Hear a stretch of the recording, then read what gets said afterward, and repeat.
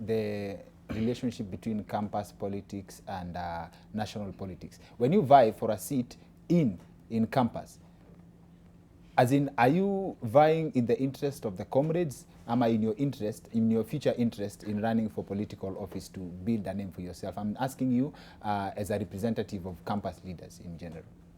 When personal interest superannuates the public interest, then that is not leadership. Superannuates in But I will help you. I will help you understand these things. You know, I'm here to help you. That's why I travel to Nairobi. He traveled from Eldoret, by the way. Thank you. Point of correction, I flew. Okay. Yeah. Oh, okay. Yeah, so when the personal interest superannuates, rather supersedes the public interest, that is not called leadership. That is now business. But then when I vied, you're talking about me. When I vied my interest, in fact, my interests were aside, and the interest that I was working for were the interests of comrades. And I want to give you an example. We had something called long holidays, where students could stay home as long as their parents wish, the grandfathers and mothers could wish.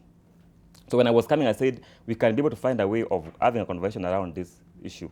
And that was actually why that was my manifesto, that I want to end this thing. And then after that, I won election and that thing ended. So which means my mind was to serve the interests of comrades. Along the way, I realized that then I can be able to be a leader outside Moi University. And I came and ran for the seat of Secretary of MUSO, where we did our election at, of course, here in Nairobi. And then after that, again, I realized that from here I can be able to get a leadership position in a political party. So we came up with a political party called the G2 Alliance, Generation Tomorrow Alliance. And I'm the spokesperson of that political party. Okay. Then later on, of course, I learned that then I can be Homa Bay Senator. Then I'm working on that, and all dreams are valid except wet dream. All the best in that. all the best in that. But then when it comes to how comrades address their issues by going with the demonstrations, for example, one of the most common complaints from members of the public is stoning of cars. Is that really necessary? It's supposed to be a message to the person whose car is being stoned that they should not be driving that type of a car? But you know how cars can behave in a crowd? They can lose control. So when a car knocks you and you had a stone in your hand and then the stone hit the car, should you call it stoning? That's how it happens. It is not. Of course, yes, we have a clique of comrades. And to be realistic, we have a clique of comrades that when we start demonstration, it is like they're waiting for something to be destroyed. And of course, they do it very vehemently and properly. But there are those who don't have this mindset that when they start the demonstration, then we should cause actual destruction. But having said that, as comrades, and this is now to comrades, not even to you, we don't have any problem. I'm not a comrade. Yeah, you're not. And I will tell you how a comrade looks like. We don't have any, when we have grievances, comrades, and we really want them to be addressed, we need not actually to start attacking Mamboga around, because those are our mothers. The moment you hit a Mamboga with a stone, actually you are hitting your own mother.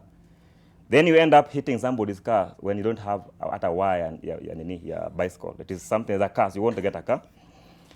Then you end up destroying the school property, and then you are now charged and asked now to come and pay, even for somebody who was in the room to come and pay for this. I think we should stick to the agenda.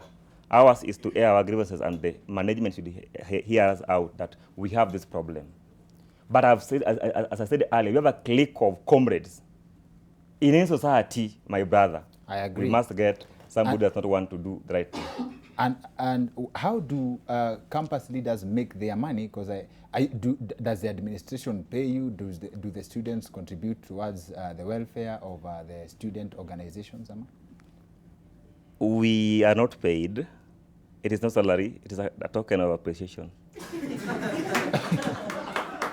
for a job well done.